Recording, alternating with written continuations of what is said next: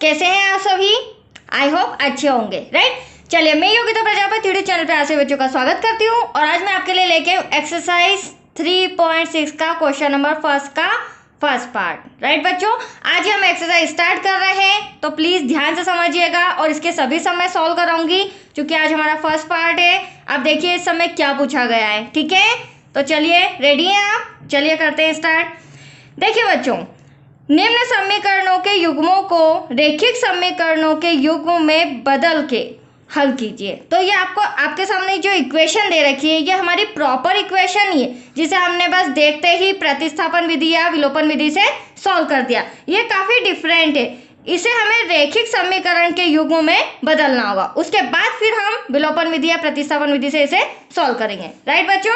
तो आइए देखते हैं कैसे सॉल्व करेंगे। अब देखो दोनों डिजिट हमें डिवाइड में दे रखी है तो यहाँ पर क्या करना पड़ेगा स्टार्टिंग में बच्चों, एक्स और वाई डिवाइड में आ रहा है। हाँ, अगर एक्स और वाई ऊपर आता तो भी कुछ सॉल्यूशन हो सकता था, तो थोड़ा सा आप रफ में समझिए। हमें क्या दे रखा है 1/2x, राइट। ध्यान से समझना, यही इंपॉर्टेंट है। अब 1/2x को मैं 2 × x लिख सकती हूँ या नहीं? लिख सकते हैं क्योंकि ये मल्टीप्लाई में है, राइट। अब देखो ठीक वैसे ही मैं एक और बता देती हूँ 3/y, इसको भी हम लिख सकते हैं 3 × y। तो यहाँ पर क्या करना होगा बच्चों, मानना पड़ेगा, माना कि 1/x, क्या मानेंगे 1/x को हम मान लेते हैं s मान लेते हैं, राइट। देन उसी प्रकार इस तरह का मैं राउंड अप कर रही हूँ तो और क्लियरली समझ में आएगा। उसी प्रकार 1/y को हम मान लेते हैं t। आप चाहे तो ABC भी मान सकते हैं, PQRST कुछ भी मान सकते हैं, ठीक है। तो देखो मैंने यहाँ पर क्या किया, 1/2x था, 1/x वैल्यू ले ली। इस 1/x के प्लेस पर मैं क्या लिखूंगी, s लिखूंगी, राइट। ठीक वैसे ही 1/y को क्या मान लेंगे हम, t मान लेंगे। और अगर मैं इक्वेशन सेकेंड की बात करूं तो यहाँ पे जो 1/3x दे रखा है तो इसे भी मैं उसी तरह से कर सकती हूँ क्योंकि यहाँ भी x है यहाँ भी y है, तो इसे भी मैं 1/x की जगह s मान सकती हूँ और 1/y की जगह t मान सकती हूँ। तो देखो फर्स्ट कंडीशन कैसे सॉल्व होगी। अब आप देख रहे होंगे 1/x ये रहा और इसके प्लेस पर मैं लिख रही हूँ s। क्या लिख रही हूँ, s। ठीक वैसे ही यहाँ पर आप देख रहे होंगे 1/x हट गया तो डिवाइड में क्या बचा 2, तो ये 1/x x हट गया, उसके डिवाइड में 2 आ गया, प्लस का साइन ऐसा का ऐसा। ठीक ऐसे ही 1/y हट गया, इसके प्लेस पर क्या आ गया t, और यहाँ पर डिवाइड में क्या बचा 3 = 2। तो फर्स्ट कंडीशन तो हमारे सामने ये आएगी इस तरह से। Any doubt? अब देखिए सेकेंड को भी इसी तरह आपके सामने मैं यहाँ पर सॉल्व कर रही हूँ। तो देखो बच्चों 1/x के प्लेस पर मैं लिख देती हूँ फटाफट s और डिवाइड में बचा हमारा 3। ठीक वैसे ही प्लस 1/y के प्लेस पर लिख देती हूँ मैं यहाँ पर t, डिवाइड में बचा हमारा 2 = 13/6। Any doubt? अब सॉल्यूशन होगा। अब वेरी सिंपल, बीच में डिवाइड का साइन इस तरह से वो कर रही हूँ मैं, पार्टीशन। अब क्या करेंगे, क्रॉस मल्टीप्लीकेशन, क्योंकि अब हमारा s और t ऊपर आ गया है। क्रॉस मल्टीप्लीकेशन करके हम सिंपल इक्वेशन बनाते हैं। 3 का इसमें करेंगे बच्चों 3s आ जाएगा, प्लस 2 का t में करेंगे तो यहाँ पर 2 और t, 3 का 2 में मल्टीप्लाई करोगे 3 × 2 = 6 = 2। अगले स्टेप में 6 क्या हो जाएगा, डिवाइड का उधर जाके मल्टीप्लाई में हो जाएगा। मैं एक एक चीज क्लियर करा रही हूँ, ठीक है, साइन वगैरह सारी चीजें। तो 3s प्लस का 2t इधर आके 2 × में 6, इसका मतलब 3s प्लस 2t = 6 × 2 = 12। यह आ गया हमारा equation number first. Any doubt? अब ठीक ऐसे ही क्रॉस मल्टीप्लीकेशन यहाँ भी करेंगे। 2 का इसमें करेंगे बच्चों 2s हो जाएगा, प्लस 3 का t में करेंगे 3t हो जाएगा, 3 × 2 = 6 = 13/6 ऐसा का ऐसा। यहाँ भी डिवाइड का 6 इधर जाके मल्टीप्लाई में हो जाएगा, राइट। तो देखिए किस तरह से 2s प्लस 3t = 13/6 और ये जो 6 डिवाइड का था ये आ गया आपका मल्टीप्लाई में। तो देखो यहाँ तो मल्टीप्लाई हो गया बट यहाँ क्या हो रहा है, कैंसिल हो रहा है।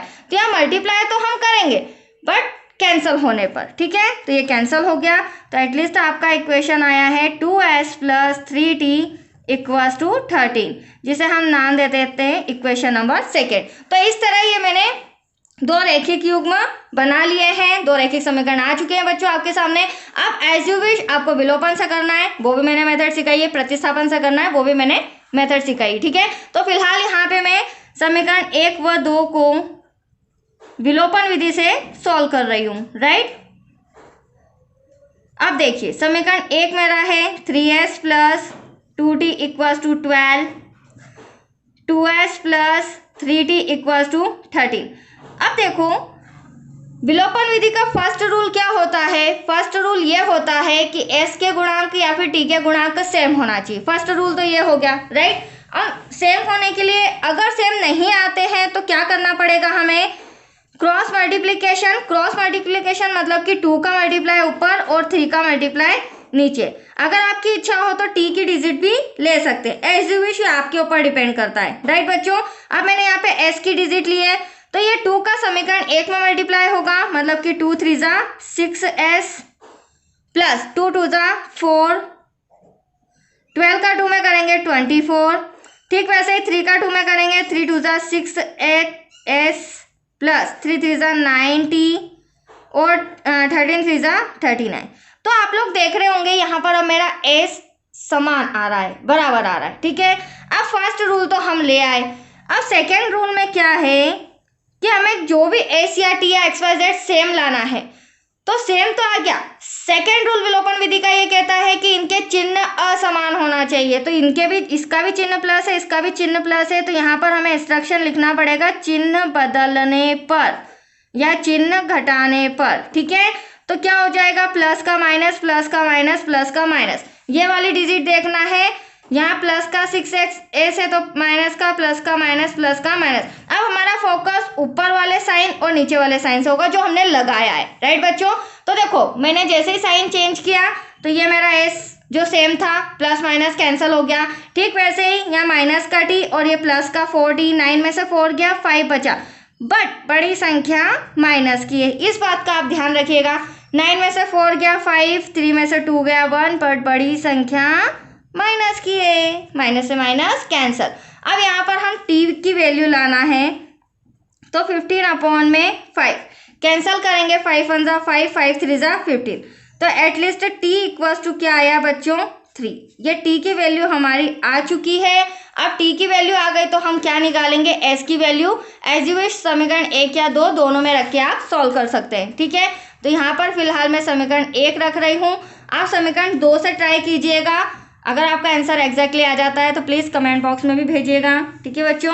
तो यहाँ इंस्ट्रक्शन लिखेंगे हम t का मान समीकरण 1 में रखने पर। अब देखिए समीकरण 1 अभी आपके सामने मैंने निकाला था, समीकरण 1 है हमारा 3s plus 2t equals to 12, ठीक है। और t की वैल्यू क्या आई थी वो मैं आपको वापस से याद दिला देती हूँ। t की वैल्यू आई थी हमारी 3, तो जहाँ पर t नज़र आ रहा है वहाँ पर हम t का मान रख देंगे।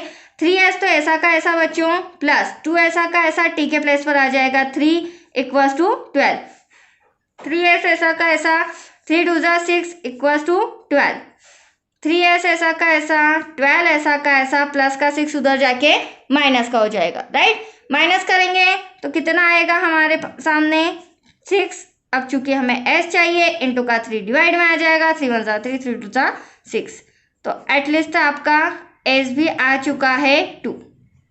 अब कई बच्चे क्या करते हैं बच्चों, कई बच्चों से क्या मिस्टेक होती है कि भैया t का आंसर भी आ गया और s का आंसर भी आ गया और हमारा सम कंप्लीट हो गया, जो कि एग्जाम में अगर इस तरह यहीं तक आप सॉल्यूशन करके आते हैं तो कम मार्क्स मिलते हैं, राइट। तो ये अभी आंसर नहीं आया है, ये मिस्टेक आप नहीं करेंगे, क्योंकि अभी हमने s और t को क्या करा था, माना था। हमारा सम तो x और y से रिलेटेड था, तो हमें वैल्यू भी x और y के अकॉर्डिंग देनी होगी, ना कि s और t के अकॉर्डिंग, ठीक है। इसे तो हमने माना था।